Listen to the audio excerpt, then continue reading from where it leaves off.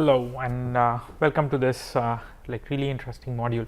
So till now we have done down your introduction to visual computing and then use very simple linear neurons and then multilayer perceptrons, and from there we went on to feature discovery kind of a mechanism and the first versions of what is called as deep neural networks, and learning down from autoencoders to stacked autoencoders and then sparse and denoising properties, and using these kind of autoencoders to initialize a multilayer perceptron for your image to decision or end-to-end pipeline for deep neural network based visual computing problem. And most of these problems which we have is solving in terms of our theoretical lectures and your lab exercises were all based on taking in images and trying to get to a decision. Now keeping in mind that we were solving down practically things which were in the fully connected region or multilayer perceptrons, today we are going to get you introduced into another newer kind of network which is called as a convolutional neural network.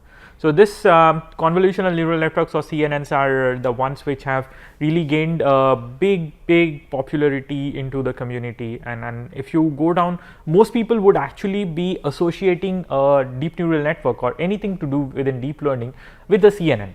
And if it's for images, then people would just be doing it for CNNs, which is the very common acronym for a convolutional neural network.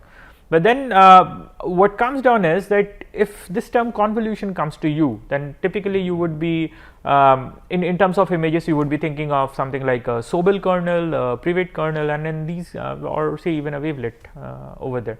So these are the ones which convolve around with the image and then produce some sort of an output, and then that's how this convolution is defined.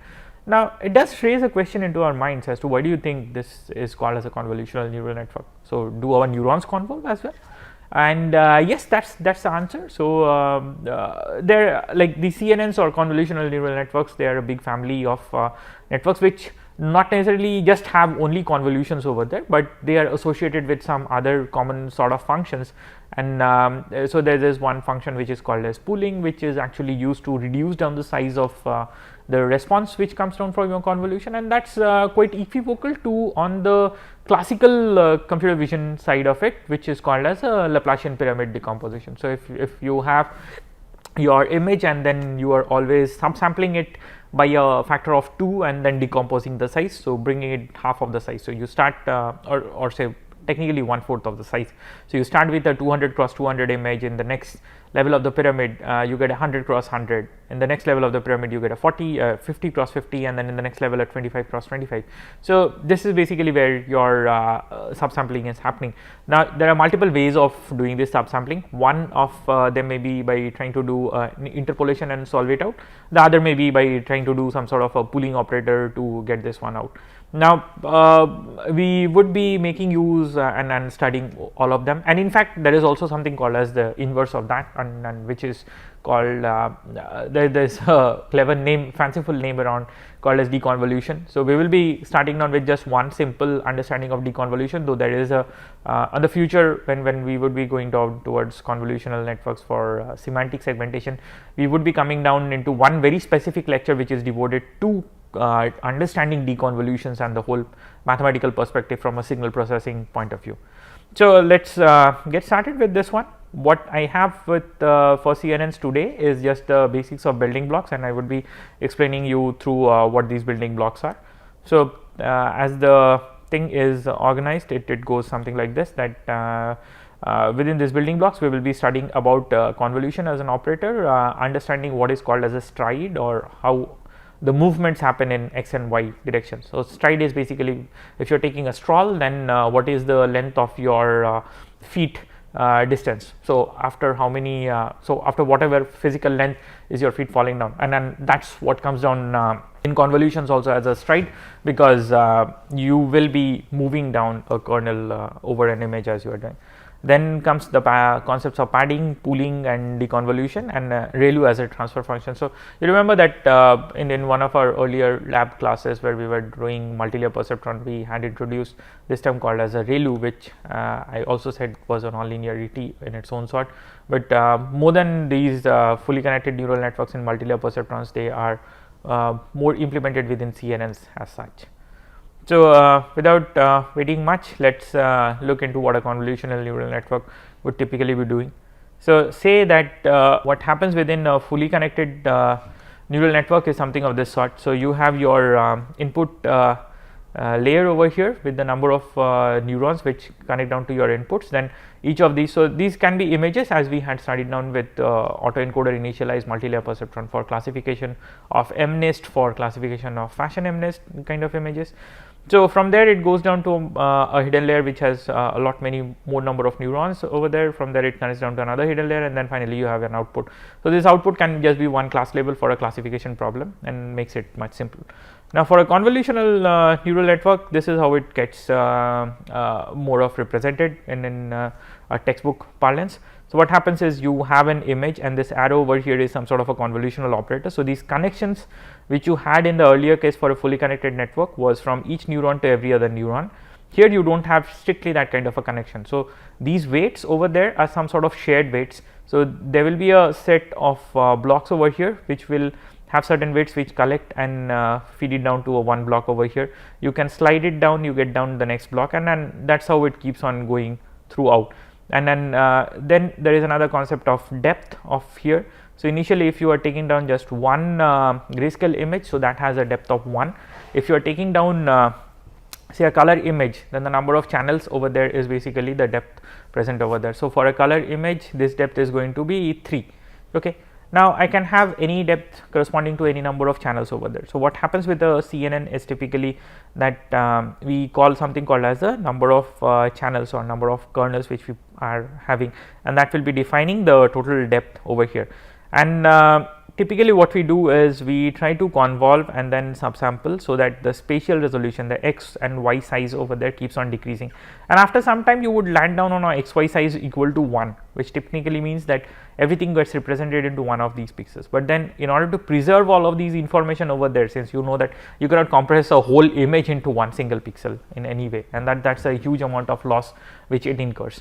So what we do in that case is that you keep on increasing along the depth, and then so now whatever was spread in space now got spread across in this depth, and then by virtue of convolution, which is a space invariant operator, so anywhere you place it down, if the object is present, it will give you the same kind of a response. So that would help you in actually getting down your best responses coming down over here. So let's start with the convolution, which is the first block, and then see what happens down. So if you remember that say you have an image like this given down, which has a certain width and a height, and this is a color image. So the size of this image becomes 3 cross m cross n. So number of columns over here, or width of the image, is equal to m. The number of rows or the height of the image is equal to n. So the total number of pixels present in this particular image is 3 cross m cross n. Okay. Now with this, say I have one particular filter over here which is of this particular form. So this is a, say a 3 cross 3 filter over there. Now I can have another filter which is another 3 cross 3 and another one which is like this. So typically say we take all these 3 together, so this does form me a volume over there as well. So you have studied convolution in terms of say for images or for signals, and there is where you had, say for signals you just had a 1D array where the signal was represented. In case of an image you had a 2D array where the signal was represented, and then your kernel was also 2D. But here the image which we have is a 3D matrix, it is no more just a 2D part over there. Now that really creates an issue. So what we start by doing is we will be doing a simple spatial convolution, which is just move along this x and y direction. But since we have 3 channels which correspond to the color over here, we will be having a similar kind of a 3D matrix over there. Now keeping one thing in mind, that the number of channels over here is equal to the number of channels over here as well. So if this is 3, this has to be 3, and with that, if I do a convolution with a kernel of say 3 clause w clause h, then I am going to get down one output over here. Now similarly, if I take another kernel and then convolve with this one, I get down another output over here. Okay. Now the size of this output, so you see that I had 2 such kernels with which I was convolving. So the size of my output will necessarily have 2 output channels, and that is where this 2 comes in. Now comes the width and height concept over there. Now if you recall from your understanding of convolutions, then you know there is something which is called as the full width convolution. So what happens in case of a full width convolution is that, say you take this whole block over here, which has a width of w and a height of h. Okay. So if I am starting from this particular location over here, so I cannot start so my most valid will be when this particular pixel location over here, or the top left corner location actually matches with my top left corner of the image, and similarly the last point when I can go is the right bottom corner matches down with my right bottom corner of the kernel matches down with right bottom corner of the image, and then the total number of convolutions which I can take, or the number of pixels which I can get as an output of this convolution by striding it along will basically be m minus w plus 1, where m is the width of the image, w is the width of the kernel, and so that is how it is related. So this is an empirical understanding which we all have from our very basic classes of convolutions. Now what comes down is that since this has 3 number of channels, and that's it's moving down only in the xy direction, so each of them is going to map down and come down over here, and since I have 2 different convolution kernels, so I will be getting down 2 different outputs, and that's what I put down on the channel over here, and that gives rise to 2 different channels for me. So I guess this is a very intuitive and simple explanation. Now from there we will enter into a much more complicated thing which is called a stride. Okay. Now for stride, what happens is something of this sort. So initially for my convolution, what I do is I have this 3 cross 3, I place it on my image, and then so the point is that I just do a so if wk is the weight of this particular location in the kth location on the kernel, and xk is the value of the pixel at the kth location. So somewhere over here, or just the pixel underneath that one, is what is called as xk. Then my output over there, which is what comes down of the convolution over here, is defined something of this form.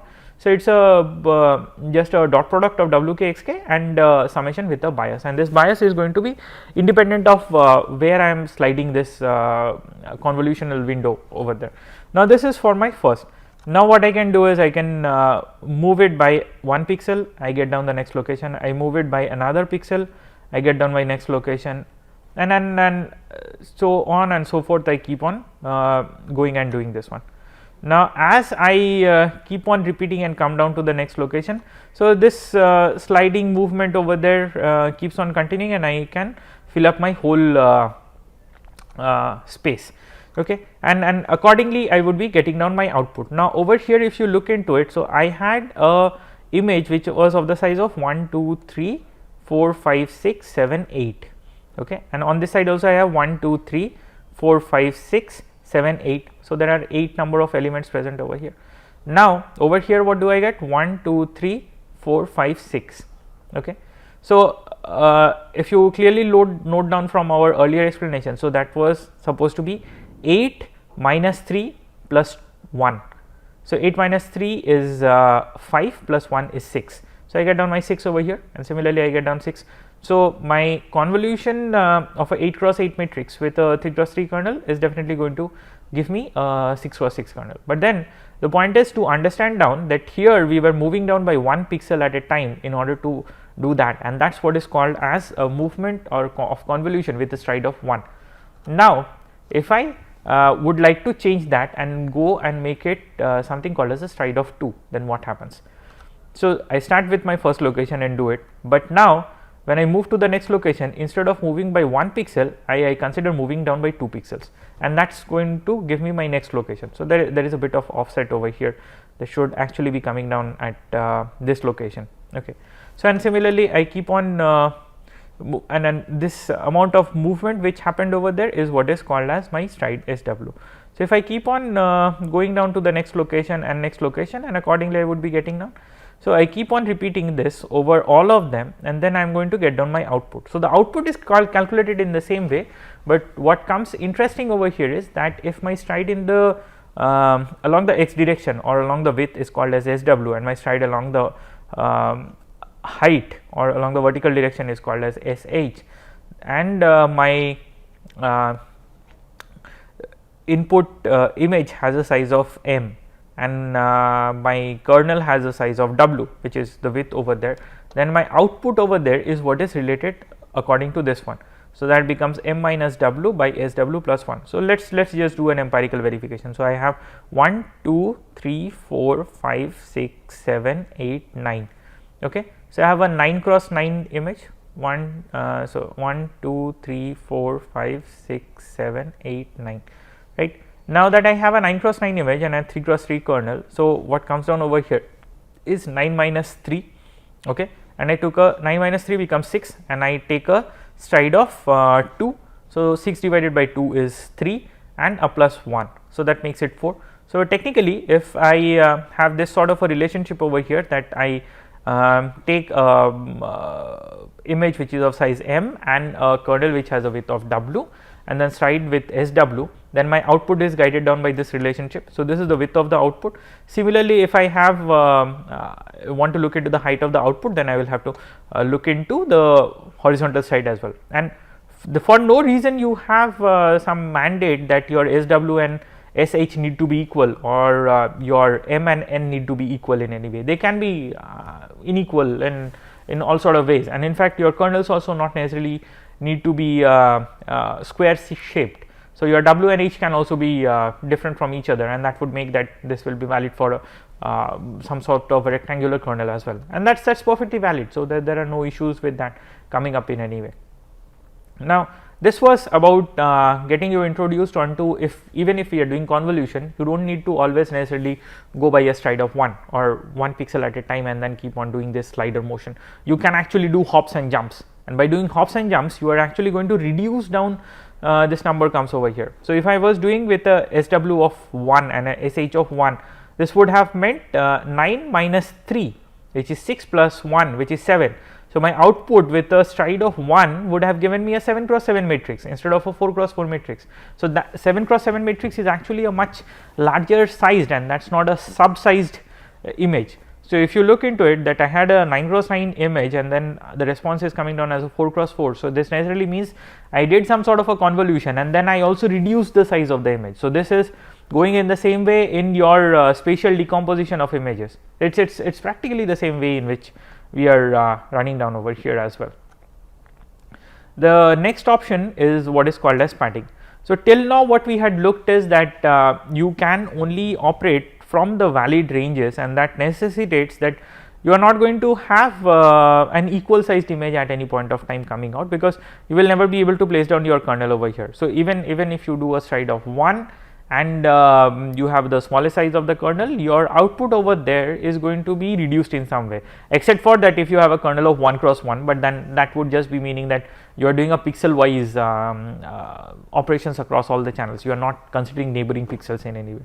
So for that we have one clever option which is called as padding. Now padding can be of different types, and the most common way is what is called as zero padding. So the idea is that if I have a kernel to be placed down over here, and to do it, then these areas, so 1 2 3 4 5, these 5 pixels which basically don't get any constituent coming down, what will happen down to them? So it's quite clear over here that if we try to pad down with a length of PW and PH, then that should be able to solve some sort of a problem. So it means that I just put down extra number of zeros around over there. Okay, so I can put PW number of zeros along the rows, so I can create that many number of columns, and PH number of rows can be padded as zeros, and that will be the number of rows added down along each of these columns.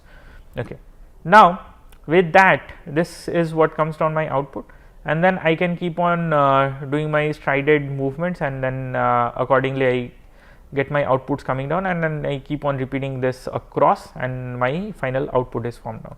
Now over here, if my width of the output is called as OW, and the rest of whatever we were taking, that remains constant, then the output is related something of this sort, that OW is equal to m minus w plus 2p divided by SW plus 1.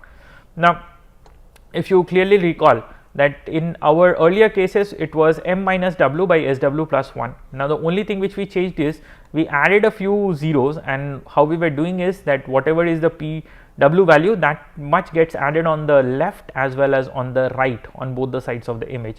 that would mean that my width of the image now changes effectively from m to m plus 2w.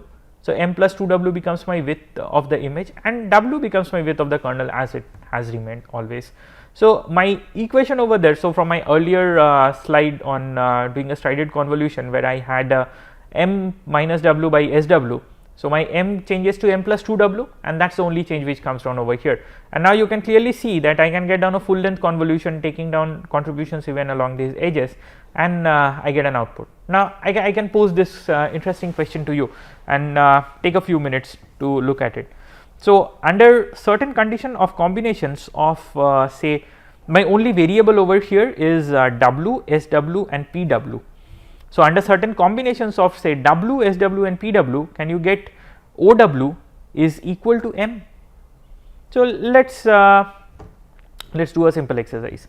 So, let's say that my w is 3, okay, and I put down my pw as 1 and sw as 1. So, what comes out over here? Let us look into it. So, this becomes m minus 3 plus 2, okay.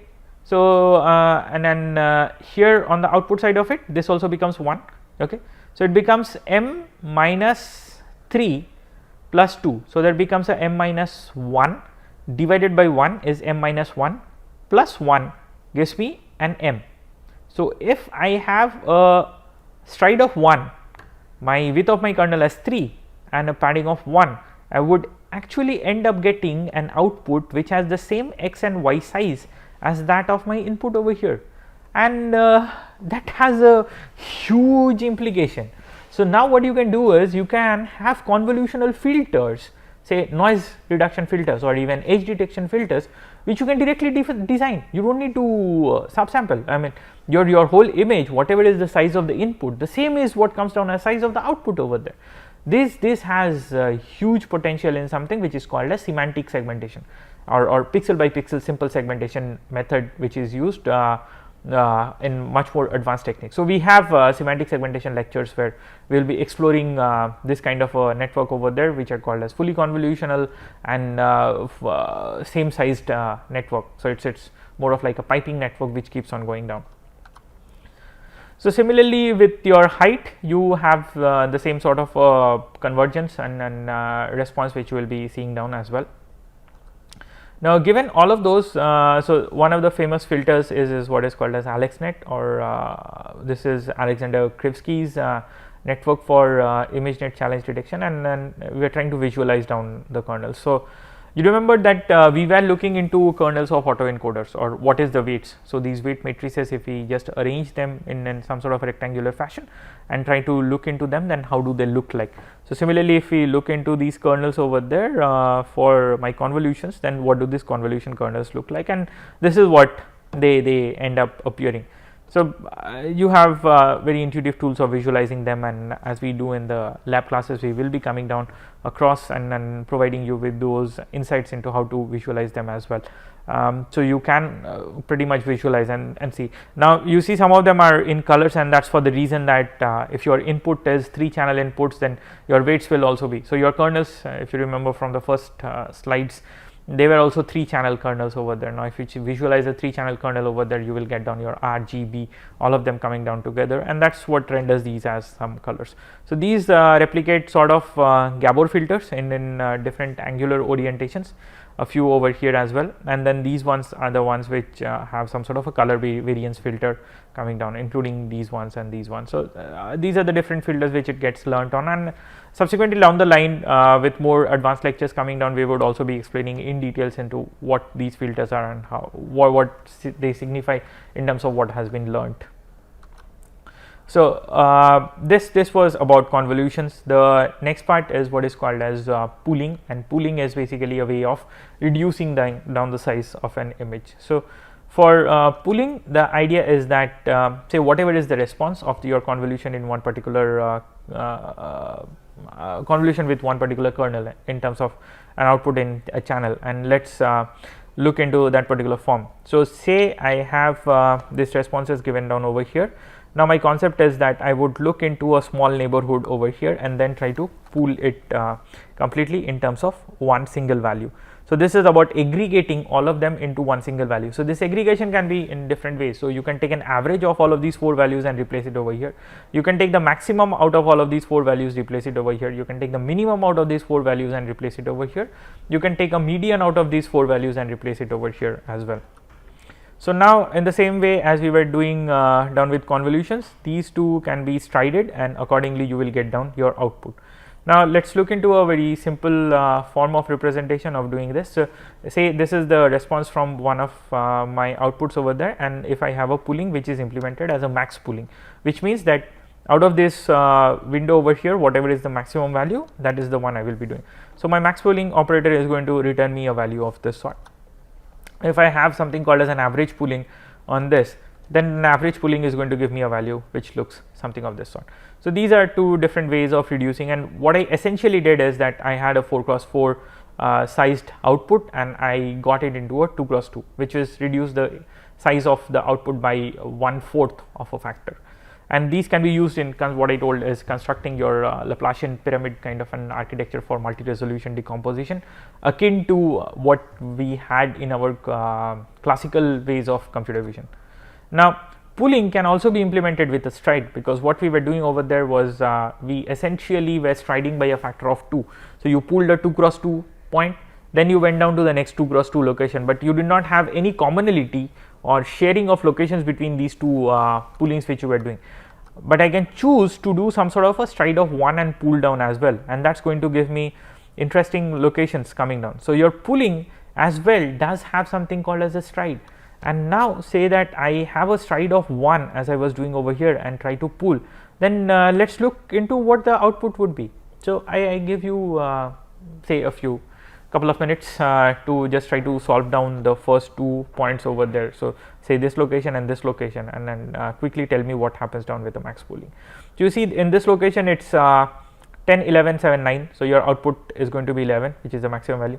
In this location it becomes 11, 13, 10, 7, and this is the maximum value 11 which comes down. Then the next stride is over here and the maximum value is 14, and that's exactly what comes down over here. Now do you recall some sort of a similarity with something you had studied in image processing? Let's see. So if you recall down binary morphologies, then from binary morphologies you did go on to something called as a grayscale morphological processing.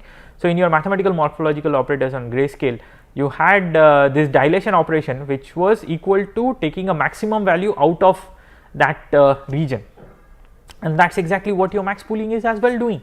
So isn't that quite interesting how all of these learning mechanisms which we are using over here, they do have a one-to-one correlation to what we have been using as very interesting fundamental building blocks within our classical ways of visual computing problems. And that brings us to the interesting realization over here that this is not something new which just suddenly came up. The only point is we are putting down all concepts which we knew about in classical vision into one single pipeline which can itself adapt and learn to use them and when to use them. So that's where comes down the interest about this like real search in use of deep learning for visual computing purposes. So looking into the output side over there, so this also has a similar kind of a form. So if your width of the pooling operator over there is W and your stride is SW, then you can relate it pretty much to your output in the same way as you were doing it with a convolution, except for the fact that in your convolution you had weights of the kernel to be learned.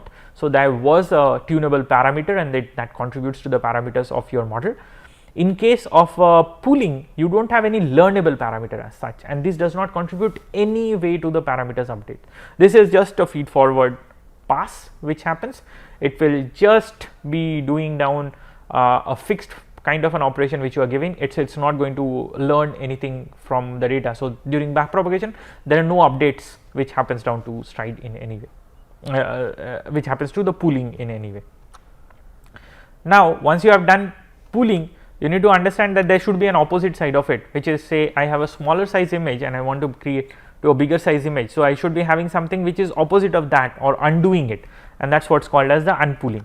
So within unpooling, the concept is something of this sort, that if this is my input which has been pooled, and using a max pooling is this my output. Now when I try to do a max unpooling, what that would do is that it would go and substitute these nearest neighbors into all of these blocks. So this one which has to be done unpooled version of 2 cross 2, then this is going to substitute over here, this is going to substitute over here, and here also in max unpooling you can do pretty much a striding as well. So if you're here, we have strided down by 2. If you're doing it with the stride of 1, then what will happen is that you will have this average out movement and then you sum them up. So over here you will have a contribution from the first element and the second element. So since there will be shared elements, so over there you are going to take an average over all the values which comes down and have a much smoother transition. So with this kind of a stride, you see that there is some sort of a pixelated kind of an effect. So all values are 14, 14, all values are 17, all values are 11, which is quite different because here it was much of a smoother region which comes down. But nonetheless, I mean, this is a computationally much more faster way to solve it out. You can obviously use any kind of an interpolation as well to replicate an unpooling behavior also. Now that replication of an unpooling behavior in terms of your interpolations is what is also available into something called as a deconvolution block. So a deconvolution block is something which is supposed to be opposite of a convolution block and does it, but then it does have a much more intriguing theory because there are certain number of convolutions which operate into a subpixel shift region, and the subpixel shift is what introduces this kind of a continuity coming. So later on we have one lecture which is dedicated to deconvolution very specifically, where we will be reading about more of details into deconvolution. Now these were about resizing of your operators. The next part comes down your rectified linear unit, which we had referred down in an earlier class, but nevertheless it's always good to do. So here, since we are dealing more of with images which have a range of 0 to 1 or values greater than 0 always, so we will try to put down all responses in the same range, and that brings us to have a linear function rather than sigmoid kind of non-linearity. So here this kind of a function which is called a rectified linear unit necessarily forces all values which are negative to go down as 0 and all values which are positive to go down as 1, and you would see that although there is a discontinuity at this point, but it's still differentiable and the derivative exists of this sort. So if it is 0 or lesser than 0, then the derivative is 0. If it is greater than the 1, then the derivative is unity, which makes even calculations much more easier, because now your derivative of the nonlinearity, which is one of the things to be computed, you know that for all values of for all positive values, this derivative itself is 1. So the derivative is unity. There is not much of an issue to solve on over there. If the input is 0, the derivative is 0. If the input is 1, the derivative is 1. So the computationally it makes it much more tractable when you are trying to do a back propagation via your derivative. So this is an advantage of having, and is a very commonly used transfer function within your convolutional neural networks. Another variant is what is called as the probabilistic ReLU and the randomized ReLU. So these will have some sort of a slope in your negative part as well, but the derivative again still stays down almost very close to 0 or 0, and here is where you put down some sort of a randomization so that it does not have a local lock-in, and then accordingly the derivative also varies slightly. So from there, let's look into if we try to unroll a complete network and what happens. This is what is called as an AlexNet, and where it does. So we will be in the next week, we will be studying more detail about this network, how this network looks like. But this was just about you understanding how these kernels and what are the features which learns down. So the response. So these are basically not the kernels, but the response which comes out of convolution of this image with the kernels in the first layer, and then these are the responses which come down. Once you do a ReLU, this is what comes out. So all the negative values get down suppressed to 0 and only positive values are forward passed. You do another convolution and this is what comes out, and then eventually, like as you keep on going, you would see that it loses down on the visual abstracts and starts becoming more of pixelated, and based on like which neuron comes down over here after pooling and everything is what is going to give down the output from the fully connected layer. So the classification network we'll be doing in the next lecture, where we learn about ClayNet, which is one of the very basic ones for handwritten digits classification, and then we will get gradually into how this information flow along the depth keeps on happening. So with that, I come to an end, and for more details you are definitely suggested to go through this a book on deep learning by Goodfellow, Kurville and Bengio, which is as such one of the primary texts which we are following down for this lecture series as well. So with that, we come to a closure of this lecture, and thanks, and stay tuned for the subsequent ones.